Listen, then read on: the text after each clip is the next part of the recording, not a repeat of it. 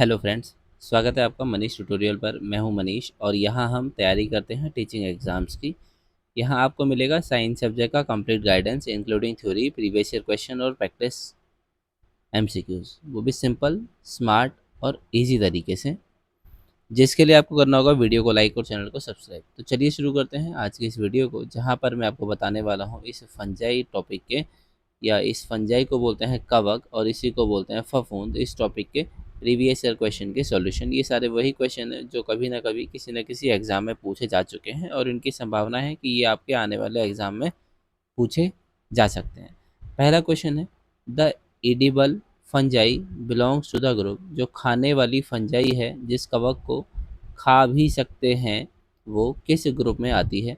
Ascomycetes और basidiomycetes, phycomycetes, ascomycetes, basidiomycetes, जाइगोमाइसिटीज या Deuteromycetes या एस्कोमाइसिटीज। तो इसका जो करेक्ट आंसर होने वाला है वो है एस्कोमाइसिटीज और बेसिडियोमाइसिटीज। इन दो ग्रुप की फंजाई को खा सकते हैं, ठीक है। मतलब इन ग्रुप में जो कवक आती है वो खाने योग्य होती है।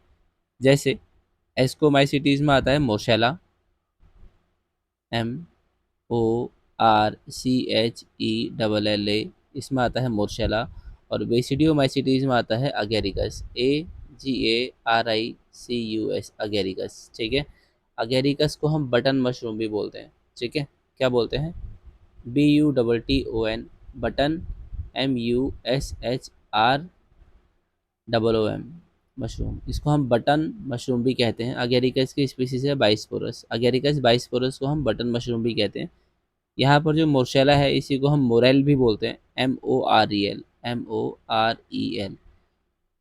इसको हम मोरेल भी बोलते हैं, MOREL, ठीक है। मोरेल भी इसको बोलते हैं मोर्शेला को, और ये एस्कोमाइसिटीज का मेंबर है। इन दोनों में क्या होता है? इन दोनों में लार्ज फ्रूटिंग बॉडी पाई जाती है जो सेफ होता है और न्यूट्रिशियस होता है और जिसको खाते हैं, ठीक है। बाकी बात करते हैं आप यहाँ पर जो ये अदर ऑप्शन है जिनमें क्या है, फाइकोमाइसिटीज में आता है आपका राइजोपस, ठीक है। फाइकोमाइसिटीज में आता है हमारा राइजोपस, जिसको आप खाते तो नहीं हैं, ठीक है, ये खाने योग्य नहीं होता है। बेसिडियोमाइसिटीज की बात कर सकते हैं तो अगेरिकस का एग्जाम्पल है। जाइगोमाइसिटीज की जब हम बात करते हैं तो इसका आंसर है हमारा म्यूकर, ठीक है, म्यूकर। इसको खाने योग्य नहीं है, ये एडिबल नहीं है। ड्यूट्रामाइसिटीज़ की जब हम बात करते हैं तो ड्यूट्रामाइसिटीज़ का एग्जांपल होता है इम्परफेक्ट फंजाई, इसको बोलते हैं। और इसकी बहुत सारी स्पीसीज जो होती हैं वो पैथोजेनिक होती हैं, मतलब रोग करती हैं, पैथोजेनिक होती हैं, जो रोग फैलाती हैं, ये रोग करती हैं, तो इसलिए उनको खाने योग्य नहीं है। चलते हैं अगले क्वेश्चन की ओर। अगले क्वेश्चन ने हमसे पूछा है, which one of the following fungi is known as red bread mould? Red bread mould किस कवक को कहते हैं? न्यूरोस्पोरा, राइजोपस, एस्परजिलस, सैकेरोमाइसिस, ठीक है। तो इसका करेक्ट आंसर जो है वो है हमारा न्यूरोस्पोरा। न्यूरोस्पोरा को बोलते हैं हम रेड ब्रेड माउल्ड। क्यों बोलते हैं? जनरली इसमें जो स्पीसीज है उसको हम बोलते हैं न्यूरोस्पोरा क्रेसा। इस न्यूरोस्पोरा क्रेसा को हम बोलते हैं रेड ब्रेड माउल्ड, ठीक है। क्यों कहते हैं? क्योंकि ये ग्रो होती है ब्रेड पर, ठीक है।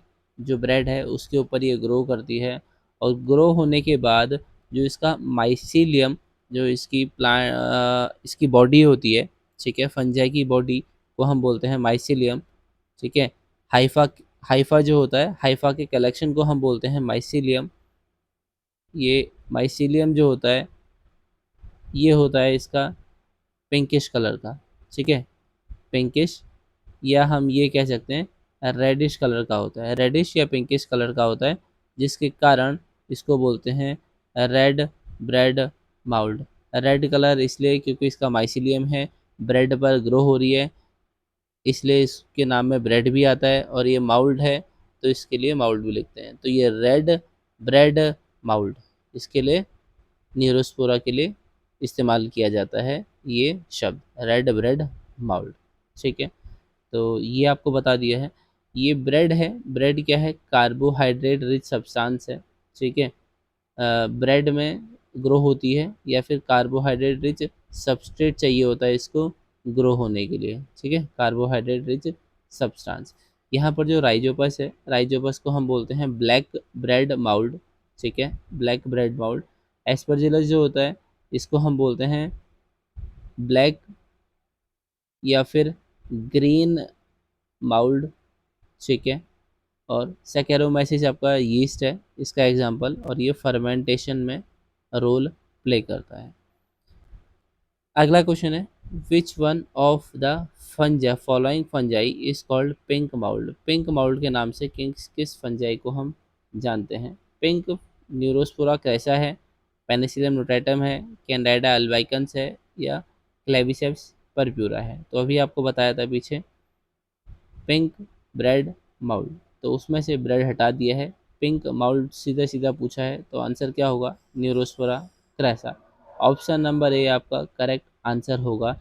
इसमें क्या होता है कि जो इसके स्पोर्स होते हैं ना, जो कॉनिडिया होता है वो भी इसमें पिंक कलर का होता है, इसीलिए इसको पिंक माउल्ड भी कहते हैं। ये भी एक रीज़न है इसको पिंक माउल्ड कहने का।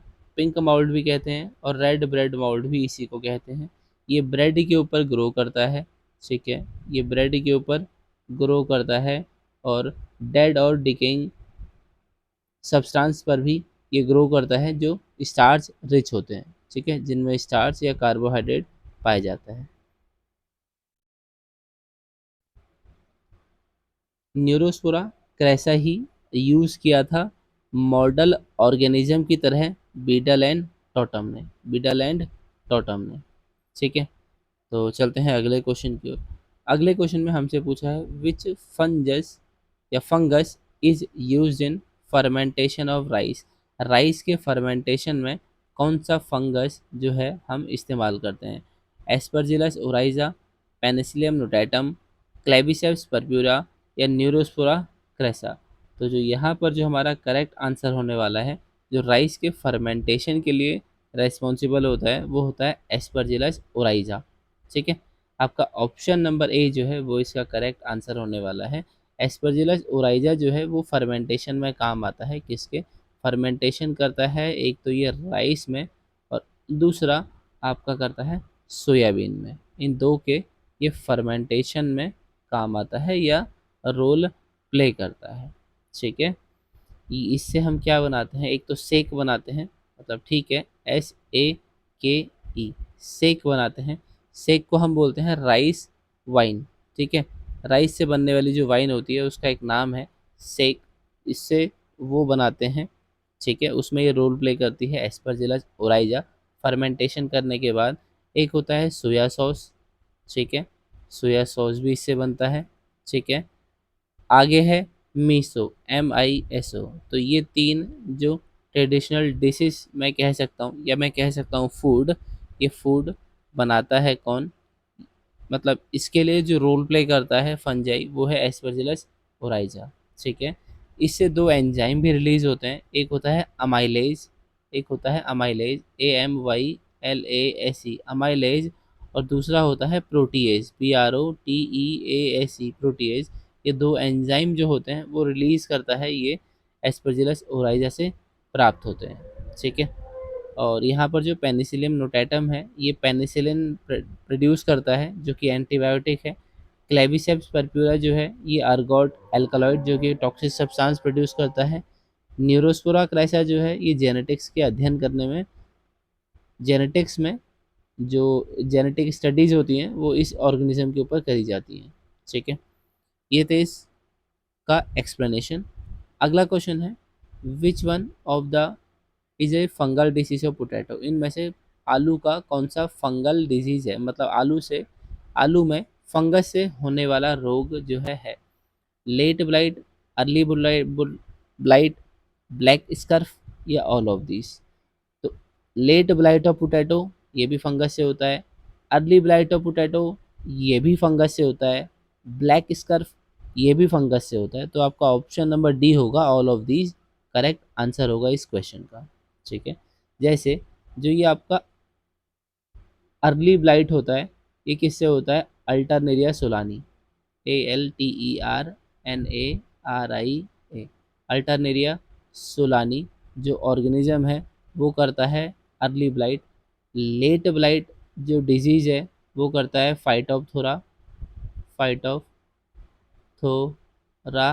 Infestans, INFESTANS। Infestans Phytophthora infestans करता है late blight of potato. Early blight करता है अल्टरनेरिया सोलानी।